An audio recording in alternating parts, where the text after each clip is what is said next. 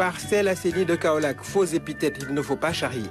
Cet adjectif est impropre pour qualifier cette zone noyée par une pluie qui n'est pas la dernière. Elle n'est que la première de la saison et voilà les torrents jusque dans les chambres où les couchettes constituent des îlots, dernier refuge de tout un monceau hétéroclite d'objets. Un bazar que l'on cherche à préserver d'un désastre hydrique.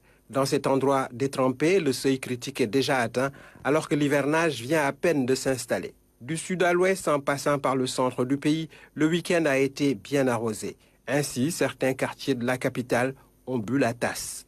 Le spectre des inondations plane donc de nouveau au-dessus de la tête de beaucoup de citadins. Si les campagnes en redemandent pour s'assurer une sécurité agricole, tel n'est pas le cas dans les cités urbaines ou banlieues étalées, mal assainies et mal aménagées. On risque d'en déménager. Le défaut d'entretien et l'insuffisance d'ouvrages de drainage exposent les populations périurbaines à de sérieuses menaces d'inondation avec leur corollaire de risques sanitaires. Et dire que la pluviométrie se tient encore à des volumes très en deçà des maxima attendus. Dès lors, ces premières précipitations apparaissent juste comme un avertissement sans frein. Enfin, quand même, toute chose étant égale par ailleurs.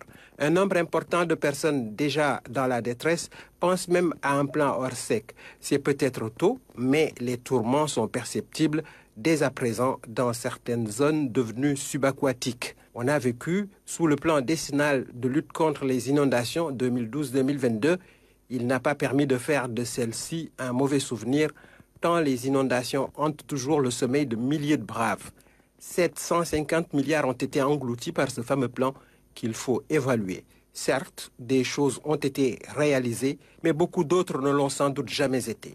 À Saint-Louis, le Premier ministre s'en est indigné, exigeant dans les jours à venir, dans les brefs délais donc, un rapport financier circonstancié. Cela participe de la reddition des comptes quand on gère les maigres sous de la République qui engraissent.